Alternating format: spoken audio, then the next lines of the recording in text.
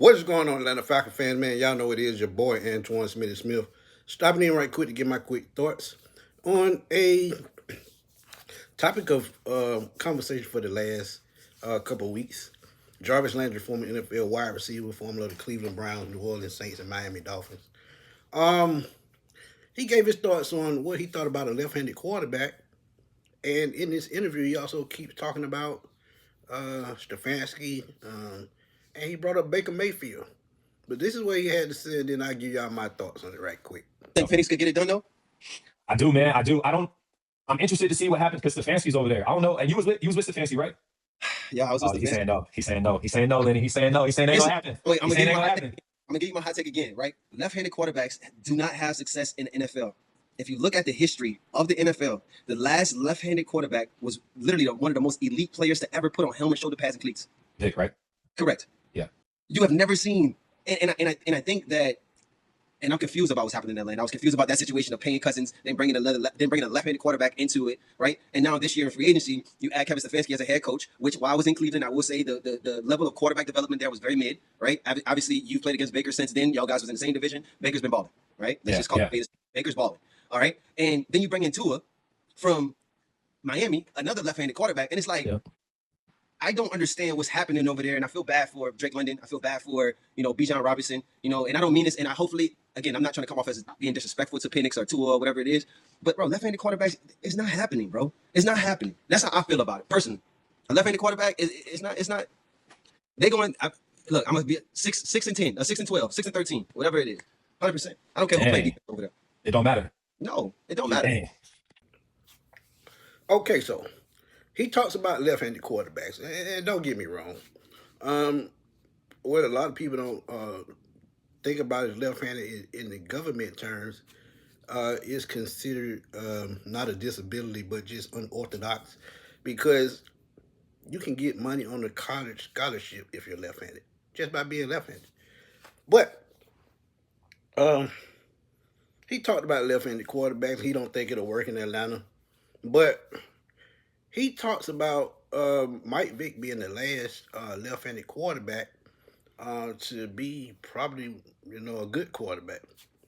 Let's look over history right quick. Guys like Steve Young, Ken Stabler, Boomer Esiason. I could keep going on and on. And those guys' career turned out just fine. Boomer Esiason even had a 500-yard passing game. So just miss me with that. Just say you have a disdain for Tua and you don't believe in Penix. Keep it real. I don't know what happened in Miami when you were there. I mean, it's some hard feelings or something, but let it go. And don't get me wrong. Yes, it's going to be a hard quarterback battle in Atlanta. And yes, they're going to have to build themselves back up from injuries, which Tua, I think, is 100% right now. Penix is getting towards 100%. And it's a good quarterback battle to have. And he also keeps talking about Kevin Stefanski. I don't know what happened in Cleveland either. But it is funny that you had a pretty good season in 2020 when Cleveland went to the playoffs under Stefanski. And Baker Mayfield was the quarterback, and he brought his name up as well. And look, you don't agree with what they're doing in Atlanta with Stefanski. I get it. You play under the coach. I get it. But those 2 Coach of the Year awards just didn't come by sleight of hand. They came because of hard work. Building your team the right way, building up a strong nucleus. Whatever happened between Baker and Kevin Stefanski is between them at the end of the day. It is. And be honest with me, what did Baker Mayfield do before he got up under Kevin Stefanski, under Coach Kitchens and those guys? Nothing. 35 interceptions his first 3 seasons. First season under Stefanski makes the playoffs, improves his number drastically. So something worked. Something clicked. So you mean to tell me neither one of these quarterbacks in Atlanta can have that same type of success that Baker had in that short time under Stefanski? Like I said, I understand they fell out, and I understand they moved on from him for Deshaun Watson, but truth be told, that was all front office. That probably wasn't Kevin Stefanski's idea. Because if he had that much success with Baker, he probably would have kept trying to build with that. And it's true. He's having a stellar career in Tampa right now. He bounced back with Carolina. He didn't work there, traded to Los Angeles, showed his skills there, but now he gets his own team in Tampa after Tom Brady retires, and he's done nothing but take advantage of that. So who's to say that Kevin Stefanski can give these guys a stepping stone to become what they need to be good NFL quarterbacks? And we've seen Tua at his peak. He led the NFL in pass yards a couple of years ago. Yes, he had a down year last year. He admitted that.